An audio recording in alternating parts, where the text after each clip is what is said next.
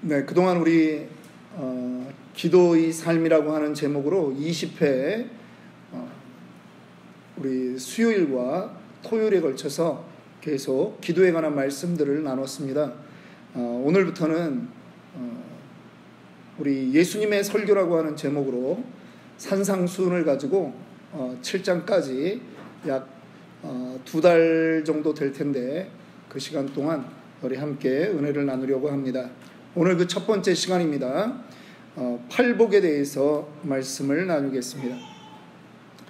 목사에게는 평생 설교가 부담입니다. 30년 목회하신 목사님을 만났는데 사모님이 옆에서 그러시더라고요. 우리 남편은 어떻게 그 설교 하나를 30년을 해도 익숙해지지가 않네요, 그러시더라고요. 목사님이 옆에서 웃으시는 거예요. 자네가 해봐, 아내에게 당신이 해봐, 그러시더라고요. 저희도 가끔 집에서 그런 얘기합니다. 당신이 좀 해봐. 네. 오늘부터 살피려고 하는 것은 이 산상수훈은 예수님의 설교십니다. 여러분, 요즘 유튜브만 틀면요, 얼마나 많은 설교를 우리가 들을 수 있는지 모릅니다. 설교의 홍수에 살고 있어요. 그러면 당연히 설교를 많이 들었으니까 사람들이 변하고 교회가 변하고 그렇게 변해야 되는데, 정말 여러분들이 느끼시기에는 그렇게 변해가고 있습니까? 유튜브 설교 듣는 만큼 그 횟수만큼 그렇게 변해가지 않는다라고 하는 거예요. 유튜브로 돌아갈 것이 아니라 예수님의 설교로 돌아가야 되겠다 하는 생각에서 오늘부터 마태복음 5장, 6장, 7장 말씀을 살펴보려고 하는 것입니다. 예수님이 산상수훈을 하시기 전에 예수님이 이 땅에 오셔서 하신 말씀이 있습니다. 회개하라, 천국이 가까웠느니라 라고 선포하셨습니다. 이 말씀은 예수님이 먼저 한 것은 아닙니다. 침례 요한이 먼저 했습니다. 예수님도 똑같이 그의 말을 하는 것입니다. 그 의미가 이렇습니다. 회개해야 천국이 이 땅에 온다가 아니라는 거예요. 돌아서라, 천국이 이미 와 있다라고 하는 것입니다. 돌아서서 보면 천국이 바로 거기에 있는 것입니다. 하나님의 나라는 우리가 득도해서 가는 곳이 아니에요. 하나님의 나라는 우리가 그렇게 찾아가는 땅이 아니에요. 하나님의 나라는 바로 예수님인 것입니다. 회개한다는 것은 바로 예수님에게 돌아간다라고 하는 것이에요. 예수님을 향하는 것입니다. 오늘 그 예수님이 제자들에게 말씀하신 것입니다. 1절 2절을 한번 보도록 합시다. 1절 2절의 말씀을 보니까 예수께서 무리를 보셨는데 산에 올라가 앉으셨더니 제자들이 나온 거예요. 제자들, 이미 예수님을 알고 있는 제자들에게 입을 열어 가르치신 것입니다. 하나님의 사람은 어떻게 살아야 하는가라고 하는 것을 가르치신 거예요. 예수님을 아는 사람들입니다.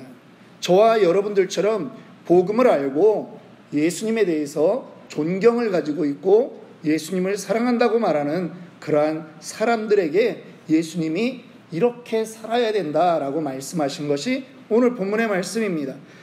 여러분, 어떤 사람이든 간에 첫 설교를 할 때는요, 자신의 그 의미를 가지고 설교를 하는 거예요.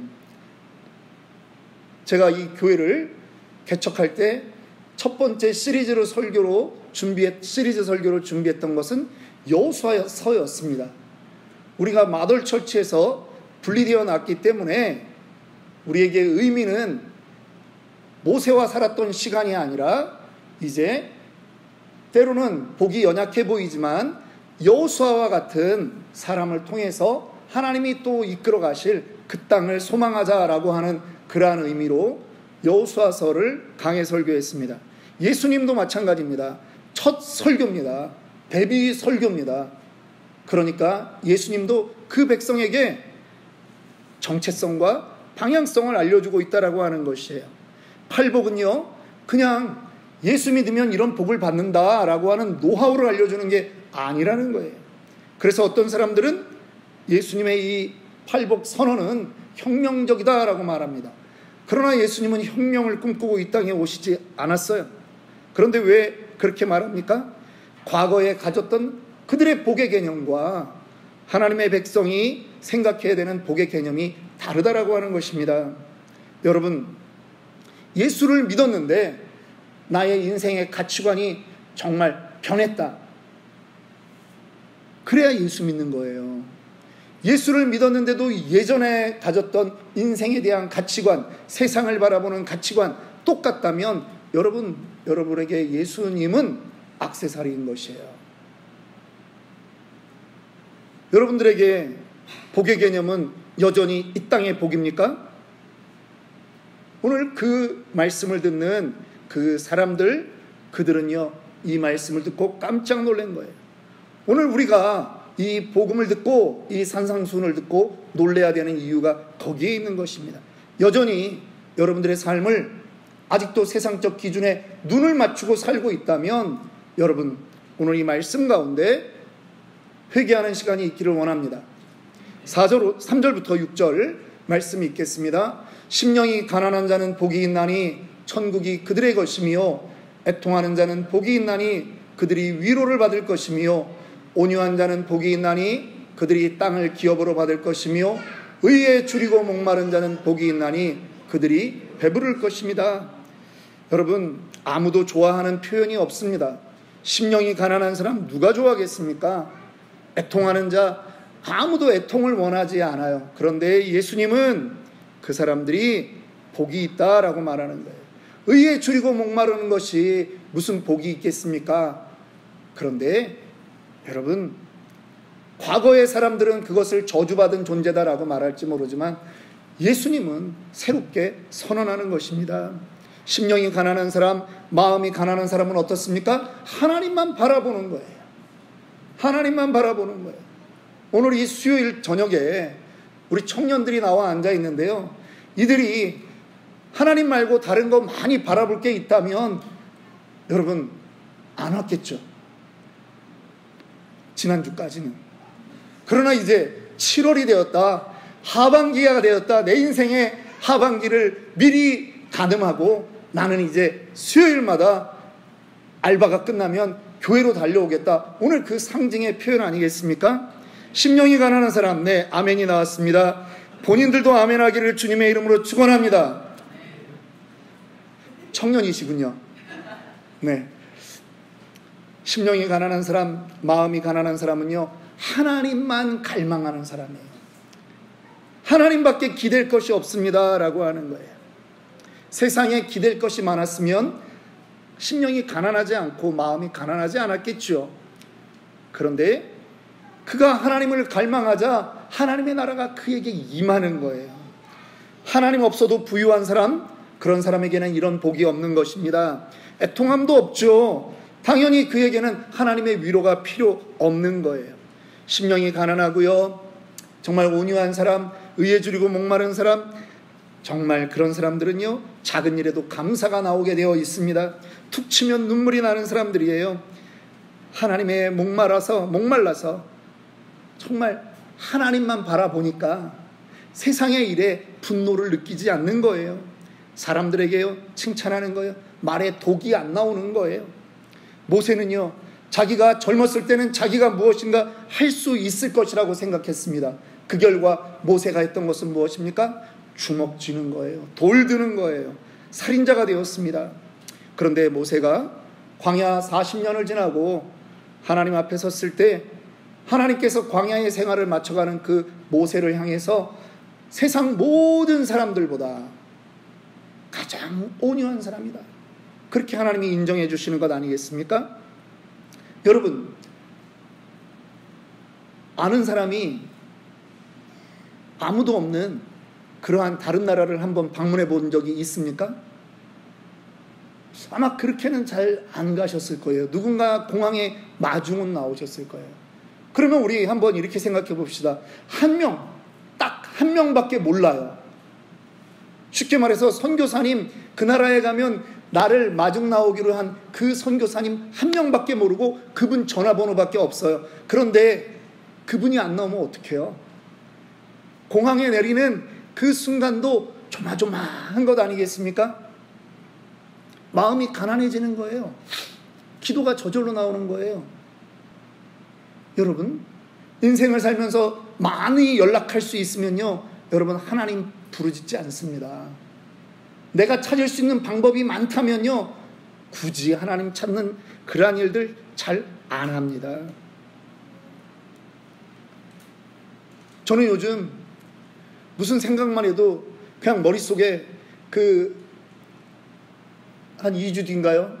우리 7월 22일에 한국에서 이쪽 라스베가스 집회 때문에 참여차 오시는 장윤규 목사님 가정만 제 머릿속에서 떠나지가 않는 거예요. 이분요, 그냥 그 행사 때문에 오시는 거예요. 참여하고 위로받기 위해서 그 행사를 오는데, 제가 그 얘기 듣자마자 그거 주선하신 분에게 우리 교회가 맞겠습니다 그랬어요. LA에 그분이 아는 분이 둘 있더라고요. 자기 신학교 동창이 있어요. 제가 아는 목사님이에요. 근데 하필이면 그 목사님은 그때 과테말라인가 어디로 교인들 데리고 온 가족이 떠나는 거예요. 그래서 전화통화를 했는데, 야, 내가 없어서 어떡하냐. 그래서 저희랑 연결된 거예요. 그런데 저는 그분 5명, 애들 3까지 그 가족이 이 10일 동안 미국에 머무는 그 시간을 저는 지금부터 계속 기도하고 있습니다. 축복하고 있습니다. 특별히 저는 부부만 그렇게 오신다 그러면은 제가 이렇게 긴장되지 않을 거예요. 그런데 뭐냐 하면 그 집 아이들이 오는 거예요. 중학교 1학년, 4학년, 5학년. 이 아이들이 오는데, 이 아이들에게 정말 이 미국 땅에 머무는 그 열흘의 시간 동안 이 아이들이 꿈을 꿨으면 좋겠어요. 이 아이들이 정말 아름다운 교회를 만났으면 좋겠어요. 그들을 섬겨주는 그런 교회, 그들을 위로해주는 그런 교회. 그분들은요, 비행기를 타는 순간부터 마음이 가난한 자로 오는 거예요. 마중 나와주시는 조 목사님이 제대로 LAX 공항에 제 시간 맞춰서 잘 와주시나? 이거 우리가 혹시 그분에게 민폐 끼치는 거 아닌가? 아니, 누구라도 그런 마음은 있잖아요. 우리가 그쪽 교회에 혹시 신세 지는데 이거 너무 민폐 끼치는 거 아닐까? 그런 부담들이 다 있단 말이에요. 상한 심령이에요. 애통하는 마음이에요. 그래서 아무 말 못하는 거예요. 온유한 마음이에요. 그런데 저는 그 심령에게 정말 우리가 좋은 선물이 되기를 원해요. 뭐 대단한 것을 해서 그렇지 않습니다. 그저 주 안에서 이 개척이 어렵다라고 하는 이 시대에 개척해서 8년을 끌고 왔다라고 하는 그분을 위로하고 싶은 거예요. 여러분, 목사 한 가정 위로하면요, 교회 하나를 세우는 거예요. 믿으십니까? 2년 전에 저도 지쳤을 때 메릴랜드 중앙침례교회에서 개최한 그 원팀 컨퍼런스에 갔다가 3박 4일 그 모임에서 저는 참 큰 섬김을 받고 왔습니다. 여러분, 제가 은혜는 꼭 갚아야 된다라고 생각하는 사람이에요. 누가 저 밥을 사면 제가 꼭 밥을 삽니다. 제가 메릴랜드 중앙침례교회에 지난번에 제가 편지를 썼어요. 목사님, 이건 목사님이 읽으시면 안 되고 성도님에게 읽어주십시오. 성도님들의 그 섬김 때문에 제가 목회에 다시 힘을 얻게 되었습니다. 그 교회가 맥주 감사절 헌금해가지고 저희에게도 일부 후원했거든요. 성도님들의 그 섬김을 내가 눈으로 봤기 때문에 진심이라는 것을 저는 알고 있습니다. 여러분이 교회를 하나 살렸습니다. 제가 A4 한 장이지만 정성껏 타이핑하지 않았어요. 제가 글씨체는 안 좋지만 글로 써서 그 교회로 편지를 보냈습니다. 고마움은 반드시 표현해야 됩니다. 저는 상한 마음으로 갔다가 위로를 받고 돌아왔습니다. 아무런 대접을 받아야 될 그러한 존재가 아니죠. 지금 이 산상 복음을 듣고 있는 예수님 앞에 나온 이 제자들의 모습도 여러분, 무엇이 대단하겠습니까? 정말 복을 받을 자격이 있습니까? 없죠. 그런데 예수 안에서는 다 가능하다라고 하는 거예요. 여러분, 예수님은요, 지금 그 제자들을 지금의 모습이 아니라 이들이 변화될 모습을 보고 설교하시는 거예요. 설교는요, 소망을 가지고 선포하는 거예요. 저는 여러분들을 그렇게 여러분들의 변화될 모습들을 보고 선포하는 것입니다. 사람들은 교회에 대해서 잘 몰라요. 교회를 사람들은 그냥 한 가지 해석만 하고 있습니다. 교회는 에클레시아다. 뭐예요? 부름받은 자들의 모임이다. 불러낸 자들의 모임이다. 여러분, 이 말은 원래 철치라고 하는 말에 쓰지 않았어요. 사도행전에도 나오는데 민회라고 하는 말에 에클레시아 그렇게 썼던 거예요. 사람들은요, 요즘 코로나 시대를 겪으면서 이 말을 오해한 거예요. 나도 교회인데. 그래서 어떻다고? 집에서 나 혼자 예배드리겠다고. 코로나가 끝났지만 교회 안 나와요. 그러면서 나도 교회인데. 나는 교회야. 그렇게 생각한다는 거죠. 하나만 알고 둘을 몰라서 그래요. 에클레시아라고 하는 말에만 집중했지, 예수님이 직접 가르쳐 주신 교회는 무엇이다? 예수 그리스도를 머리로 삼고 있는 지체들이다 라고 하는 말을 모르는 거예요. 교회는요, 예수 그리스도를 머리로 하고 우리가 한 몸 된 존재인 거예요. 여러분들 한 분 한 분이 교회 맞습니다. 그러나 여러분들이 모여 있을 때 진정 교회의 역사가 일어나는 거예요. 그래서 우리 개인으로는 누구를 섬긴다거나 내 성질을 죽인다거나 하는 일이 그렇게 쉽지는 않아요. 팔복의 은혜가 아무리 좋아도 내가 그거를 다 내 안에서 소화해내기가 쉽지 않다라고 하는 거예요. 그래서 하나님이 공동체를 만들어 주신 거예요. 지체된 우리. 능력도 안 되고 성품도 안 되지만 혼자가 아니라는 거예요. 그래서 누군가를 보면서 배워가는 거예요. 또는 누군가가 끌어주고 밀어주기 때문에 거기서 우리의 성품이 깎여지고 다듬어지면서 나도 이렇게 변해야지 라고 그렇게 가는 거예요. 거기에 소망이 있는 거예요. 여러분 한 사람 한 사람 개인으로 봤을 때는 여전히 소망 없다라고 말할지 모르지만 하나의 공동체로 하나님께서 우리에게 부여하신 일들을 감당해야 할 때마다 우리는 조금씩 성숙해가는 거예요. 다듬어지는 거예요. 교회 일들이 때로는 여러분들에게 분주할 수 있고 힘들 수 있습니다. 그런데요, 아닙니다. 도전하셔야 되는 거예요. 도전할 때마다 내가 진정한 교회로 다듬어지는 거예요. 성장하는 거예요. 예수님의 그 마음을 품게 되는 거예요. 선교지 가셔야 됩니다. 가셔야 됩니다.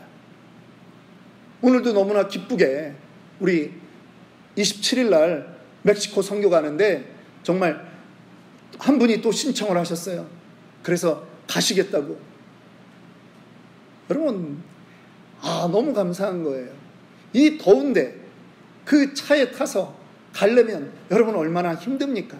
가서 현장에서 사역이 그렇게 편한 것도 아닐 텐데. 그런데 가시겠다라고 신청해 주시는 분들이 계시기 때문에 너무나 마음이 좋은 거예요. 선교를 통해서, 봉사를 통해서 우리의 몸은 힘들지만 예수님 닮아가는 거예요. 어려움이 그 안에 있을 수 있습니다. 그럴 때 심령이 가난해지는 자의 그 마음을 느끼는 거예요. 하나님 백성으로 산다라고 하는 건 어떤 것입니까? 7절부터 10절 말씀, 긍휼히 여기는 자는 복이 있나니 그들이 긍휼히 여김을 받는 것이고요, 마음이 청결한 자가 복이 있나니 하나님을 보게 되는 은혜를 누리고, 화평케 하는 자가 복이 있나니 그들이 하나님의 아들이라 일컬음을 받는 것입니다. 때로는 의를 위하여 박해받는 자가 복이 있다라고 하는 거예요. 천국이 그들의 것임이에요. 여러분이 있는 곳이 축복이 있는 곳이 되기를 소망합니다. 우리가 원하는 하나님의 나라는 죽어서 가는 나라가 아닙니다. 죽어서 가는 나라가 아니에요. 이 땅에서 우리가 하나님의 아들, 딸로 살아야 하는 것입니다. 우리 교회가 그런 교회가 되기를 원합니다. 하나님 나라는 가정과 같습니다. 사랑으로 품어야 합니다. 여러분, 혹시 누군가를 품지 못했다면 우리는 회개해야 돼요. 하나님 나라는요, 가정을 넘어서야 되거든요. 나와 이렇게 연결된 이 바운더리를 넘어가야, 우리의 사랑이 넘어가야 하나님의 나라가 전파되는 것입니다. 때로는 그러한 과정 중에 11절 12절에 말한 나로 말미암아 너희를 욕하고 박해하고 거짓으로 너희를 거슬러 모든 악한 말을 하는 그러한 일들을 당할 때도 있다는 것이에요. 그러나 하나님의 백성은, 하나님의 아들, 딸은 기뻐하고 즐거워하는 거예요. 왜? 우리의 소망이 이 땅이 아니기 때문입니다.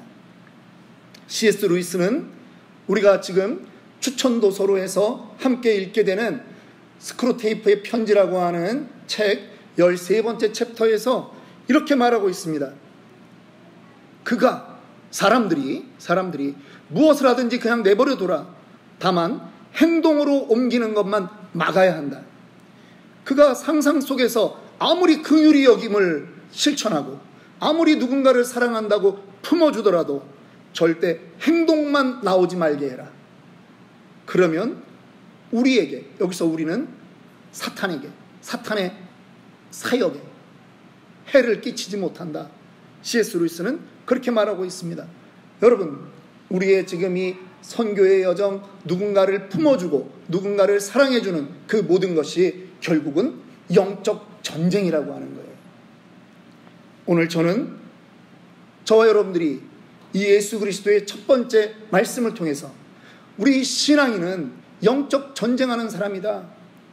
그리고 우리는 정말 이미 복을 소유한 사람이다 라고 하는 그러한 확신을 가지기를 원합니다. 여러분들의 삶에서 이 팔복이 그저 무엇인가 생기기 때문에 좋은 것입니까? 아닙니다. 그렇지 않습니다. 세상 사람들이 바라보는 기준에서 보면 복이라고도 말할 수 없는 것입니다. 그런데 예수님이 주체이기 때문에 이것은 우리에게 복이 되는 것입니다. 이것을 방해하는 세력이 있기 때문에 우리가 추구할 가치가 있다라고 하는 것입니다. 오늘 이 시간 함께 기도하고자 합니다.